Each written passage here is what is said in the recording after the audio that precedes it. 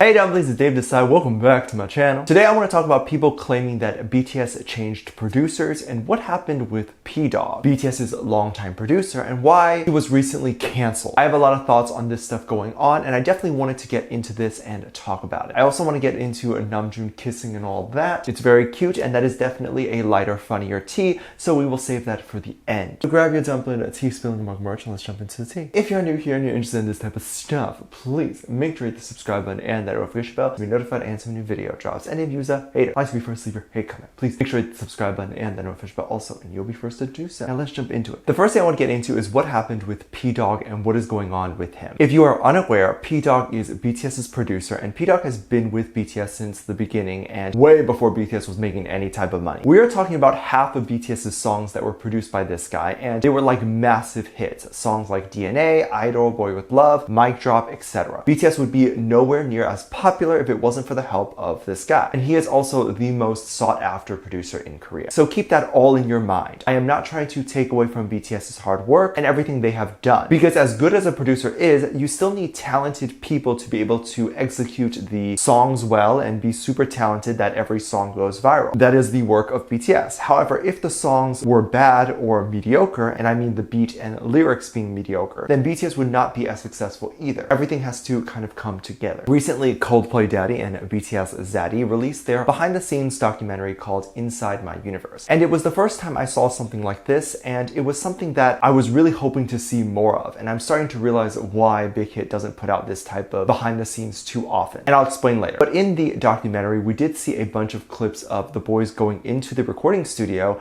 and into the sound booth to record their lines for the song. Each member went and everything was fine. When it was Jin's turn to go and he sang his line, we noticed that PDogg said a comment, and he said that Jin must have been practicing a lot recently to nail that part. The tweets went crazy over this and people got mad, and I initially thought it was that particular scene. I thought maybe he said that and then spat on Jin or flipped him off or peed on Jin, because you know, that's a little rude. I rewind that part to watch it to see if any of the said things happened, but no, none of that. It was simply the tone at which PDogg had said you practiced a lot made people mad. I will give people the benefit of the doubt. Perhaps you are a professional video body language / vocal tone analyst and this is your profession. So you look at the clips like this and immediately see that what was on screen was very rude. I have to ask, how much does this job pay? It seemed like a very easy job that does not require any research or accuracy. Perhaps nothing more than a Tweetster degree, which is usually free. So with that said, I am going to jump to my own conclusions and give my own thoughts. The phrase "you practice a lot" is not a phrase that is bad. A negative phrase would be something like, "It seems like you didn't practice." See how that could be negative? Saying Jin practiced a lot means it sounds good. If you're taking it as PDogg insinuating that Jin sounded bad before, that's going too far. And even if that was true, PDogg saying Jin sounds good now, meaning improvement, again, a compliment. But of course, people don't see it this way. The hashtag PDogg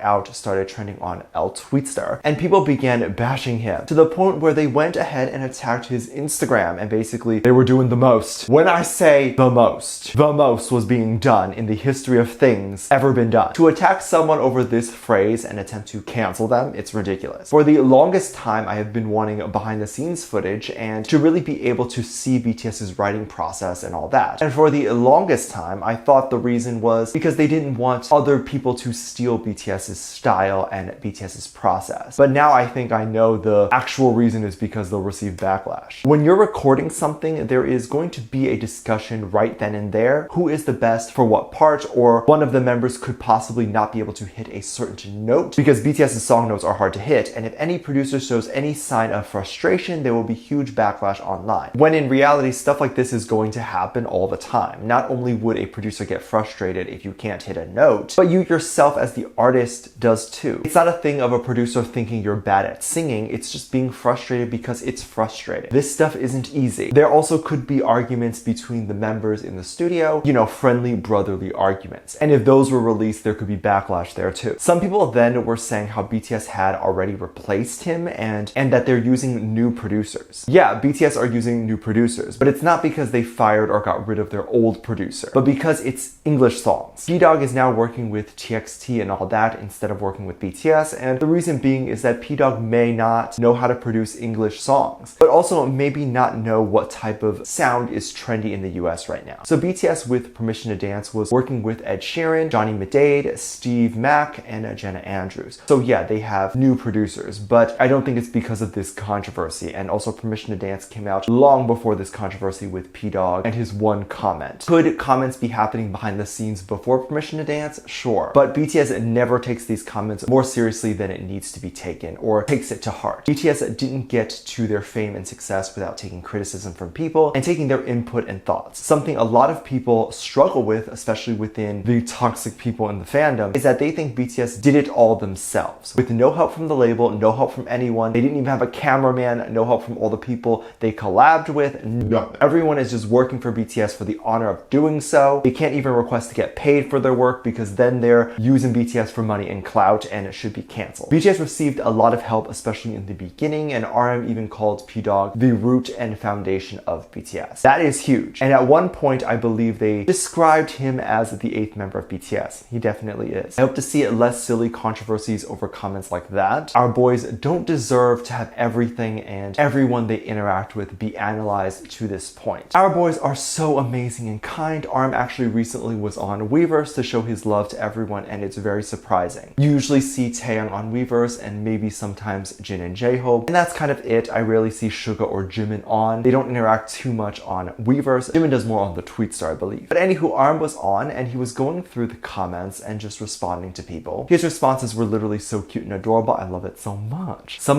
backstory first. So they finished In the Soup season 1 a few months ago. It's a show basically where the boys live in the forest and we just follow them around as we watch them take a break and just chill. It's a very relaxing show and we get to see the boys' real personality. I have reacted to the entire season 1 on my Patreon if you're interested in checking that out. And you best believe I will be watching season 2 when it's out, link down below. But the trailer for season 2 looks good. They look like they'll be living well for this season and hopefully doing very fun things. Now on Weverse, someone asked about season 2 and if RM could give some juicy spoilers. RM said he was working out and probably looks so buff now, oh my god. He talked about how serious he probably looked, so maybe it looked funny on camera. So strange that they have to worry about their face when doing normal things, whereas we can just do it without worrying that we will look weird. But that is definitely fun and cool to know. And I bet I will be copying RM's workout routine when I figure out what it is. Turn this potato body into a French fry, only for the winter to hit and just go back to a potato. Another person on the Weverse wrote that they never got a reply from RM and that it was because they're a foreigner. I'm not sure if this person is American and just used a translator to translate the Korean text, but if they're able to write Korean, then RM wouldn't be able to tell that they were not Korean, right? He would think that you are. But RM did respond back in English saying, you know we speak the same language. And then RM added a kissy face. And people were a little jealous. I'm a little jealous. What my husband doing sending out kissies? I'm kidding. But that is very funny and adorable. I like how RM responds. I do think it's interesting. RM doesn't just know English. He knows it enough to be able to probably read and all that in English. And a quick disclaimer, RM did learn English through friends, but it's not possible to just learn a language through a show, especially learning how to read and write. He would have to have had formal classes on the side to learn how to properly write and learn the alphabet and etc. Which seems all the members had some sort of formal English class. They just maybe didn't pay too much attention. So if you watch Friends and weren't able to learn English, or watch a Korean drama and didn't learn English, don't feel like you're stupid. Let me know what you think. Let me know what your thoughts are. Leave it in the comment section down below. Give this video a thumbs up, subscribe if you haven't already, and I'm featuring this comment right here. Thank you so much for leaving comments.